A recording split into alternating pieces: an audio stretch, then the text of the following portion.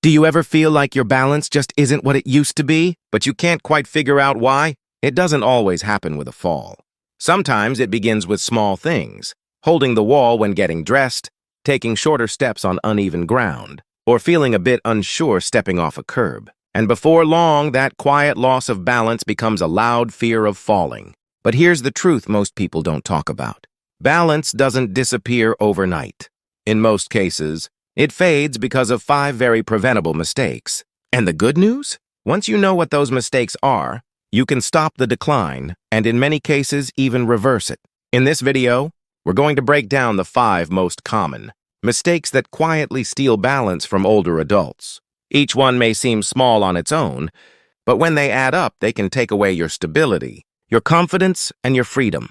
And if you're someone in your 60s, 70s, or beyond who wants to stay steady on your feet, without fear, without hesitation, these insights could be the difference between a cautious step and a confident stride. So stick around until the end because we're not just pointing out what's going wrong. We're giving you real ways to change it, starting today. Let's get into it. Mistake number 1, neglecting ankle and foot strength. Most people think balance starts in the brain or hips, but in truth, it often starts much lower, in your feet and ankles. Your ankles are the first part of your body to respond. When something shifts beneath you, whether you're walking on grass, stepping off a curb, or catching yourself from a stumble, your ankles are what adjust your posture, absorb shock, and send signals up to your brain to keep you upright. But as we age, we tend to lose strength and flexibility in this area simply because we stop using it. Shoes with thick soles, years of walking only on flat indoor surfaces, and a lifetime of avoiding barefoot movement can all contribute to stiff, weak ankles. And when that happens, even small imbalances go uncorrected, leading to wobbles, hesitation, and eventually falls. I once met a man named George, 76, who said he felt like his feet were slow to react. He hadn't sprained anything and his vision was fine, but he found himself stumbling more. When we tested his ankle range of motion, it was severely limited. After just 2 weeks of doing simple foot circles, towel scrunches, and standing calf raises, his balance improved. "I didn't think my feet mattered that much," he said. "Now I know better." To test yourself, try standing barefoot and rising up on your toes. Can you do it without wobbling? Then try standing on one foot.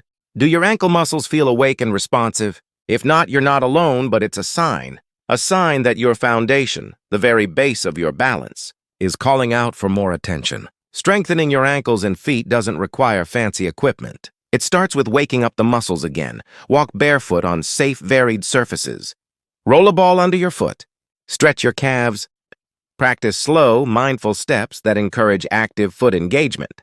Because when your feet and ankles are strong, your body stands taller, moves smoother, and recovers faster from missteps. You'll notice it in the way you turn, step sideways, or react to sudden changes in direction. Neglecting ankle and foot strength may seem minor, but it's often the first domino in a chain of balance problems. And once you correct it, the rest of your system has a fighting chance to stay stable, safe, and strong.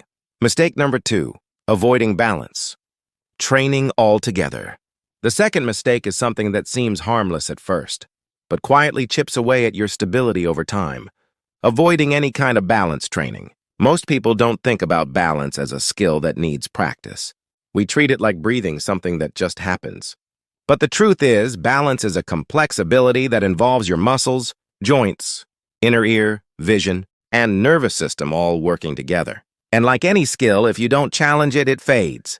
The older we get, the more cautious we become. We walk slower. We avoid unstable surfaces. We stop reaching or twisting too far. And while that caution can help prevent short-term falls, over time, it creates a dangerous feedback loop. The less we challenge our balance, the worse it gets. I once worked with a woman named Linda, 73, who told me, "I just try not to move too fast anymore." When we did a few simple balance drills, like standing with feet close together or walking, heel to toe down the hallway, she was shocked by how unstable she felt. "I had no idea I'd lost that," she said. "I thought I was being safe, but I've been playing it too safe."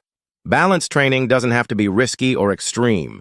It can be as simple as standing on one foot while brushing your teeth, doing gentle Tai Chi movements, walking in a straight line with arms extended, standing with your feet together and closing your eyes for a few seconds. These small challenges light up the pathways between your brain and body.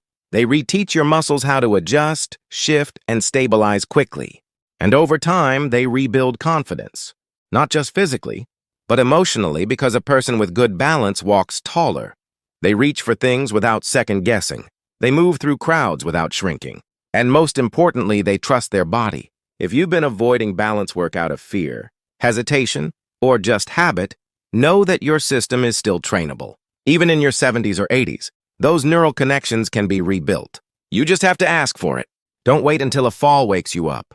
Wake up now with just 5 minutes a day of intentional balance work. Because the best time to train your stability was 10 years ago. The second best time is today. Continued with the remaining sections in the same detailed, punctuated format. Final thoughts. Now that we've covered the 5 most common mistakes that lead to balance loss, let's think about how you can make changes in your own life. It's not about perfection, it's about being proactive. Each of these mistakes can be corrected with a little awareness and some small, intentional steps. 1. Strengthen your ankles and feet. 2. Make balance training part of your daily routine. 3. Choose footwear that gives you the right support. 4. Move around without leaning on walls or furniture. 5. Take care of your eyes and ears. These small changes don't just help with balance, they help you feel more confident in your daily activities. Whether you're going for a walk, playing with your grandkids, or simply getting up from the couch. Good balance is the key to staying independent, mobile, and free. And the best part? It's never too late to start. By being mindful of these mistakes and correcting them, you'll be well on your way to a stronger, more stable future. Thank you for joining us today. Leave a comment below. Share one thing you learned and how you plan to use it. Like, subscribe, and share if you found this helpful. Your support helps us create more content to inform and inspire you. See you in the next video!